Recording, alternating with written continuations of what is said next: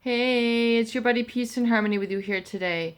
We're focusing in on the covert narcissist with manipulation and control tactic of being aloof, being withdrawn, and controlling through silence, controlling through sort of a silent anger, a silent criticism that the covert narcissist will engage in. Realize that the covert narcissist by virtue of their personality disorder, they have a very superior sense of self that is internalized, but they don't really share.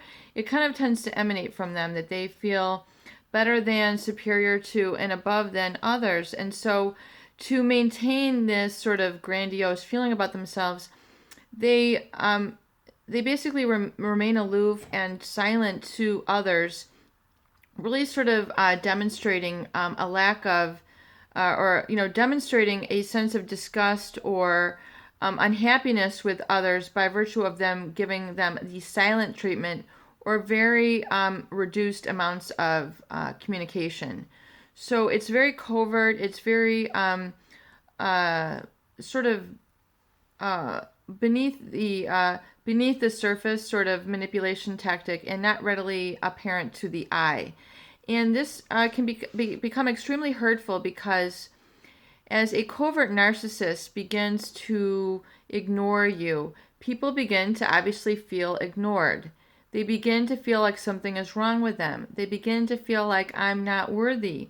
They begin to feel like I'm not worthy of being included. I'm not worthy of being communicated to.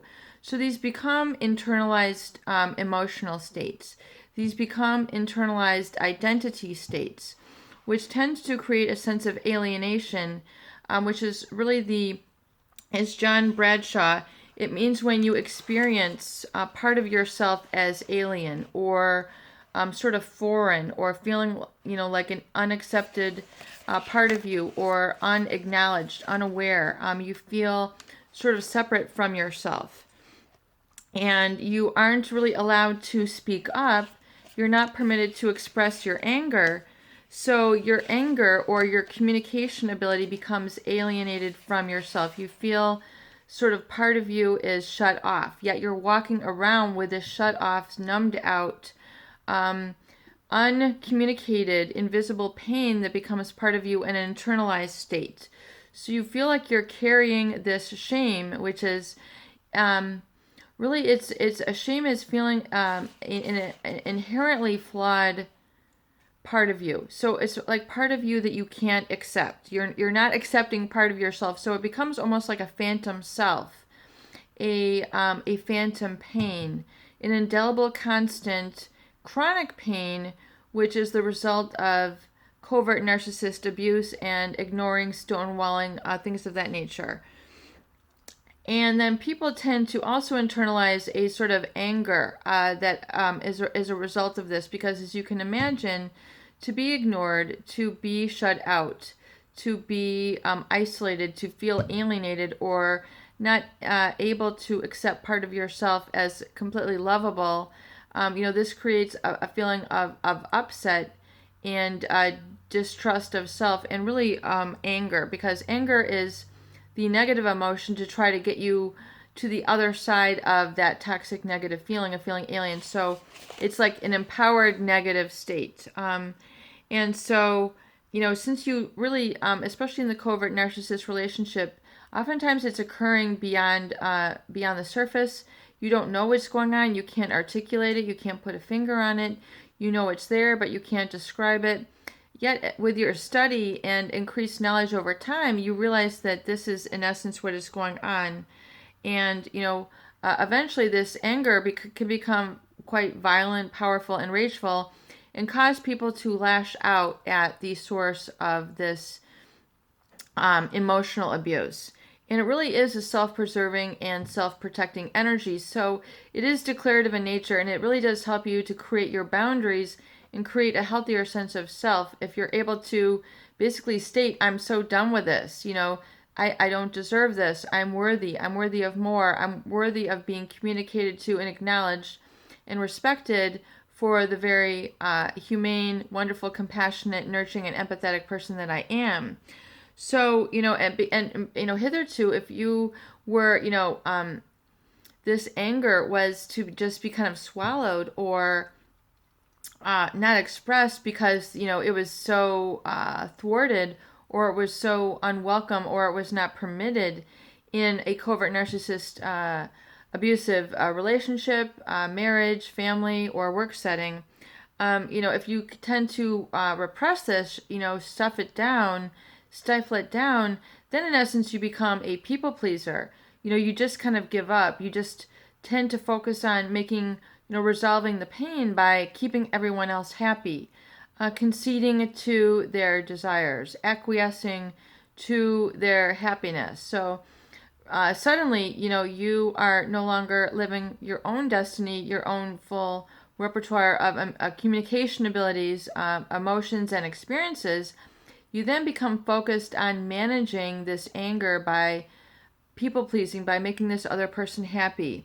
It tends to control your life, your day, your mindset. What can I do to create happiness for this person? How, what better meals can I cook? What better gifts can I give? What other sort of affection can I give to them? How can I furthermore please them and look for some sort of positive regard? So I furthermore define myself by the positive treatment of this person and just keeping them happy, in essence, providing this sort of narcissistic supply. So, when this is, eventually with time, you realize that the foundation of this is shame, which is feeling like part of you is inherently flawed, and part of you is not acceptable, and part of you is not lovable, and you tend to give into this, or, feel, underneath the surface that, part of you, you've kind of agreed to feeling less than about yourself. So realize that this is erroneous thinking, that this is also part of the manipulation tactic, control tactic of a covert narcissist. And this is how you, in essence, feed and enable their pathology, is through the people pleasing. So realize that it's okay to stop this people pleasing behavior of them.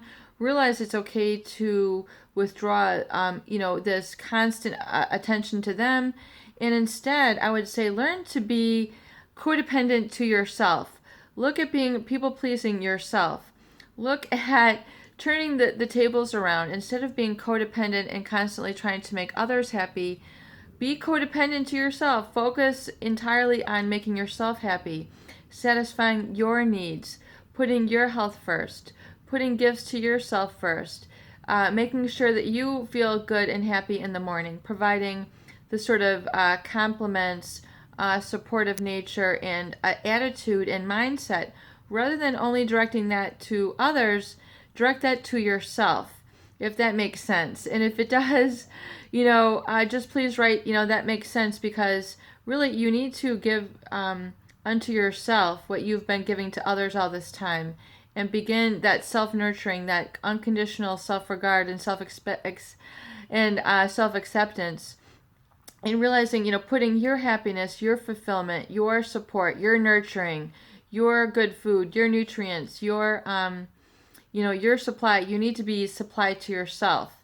And really sort of become self-dependent and allow yourself to emanate and furthermore radiate from that sense of positive self-regard, and carry that through your life, so you can feel the a more pure and long-lasting energy, versus feeling depleted by constantly taking care of others and keeping them at the locus of your locus of control and focus in your life. And really learn to turn that around and experience some more personal empowerment, individuation, and then furthermore share this with others in your life. And you will definitely begin to heal. Peace and harmony with you here today. Hope these videos do help. Please share and please subscribe for more great tools, videos, discussion, and support.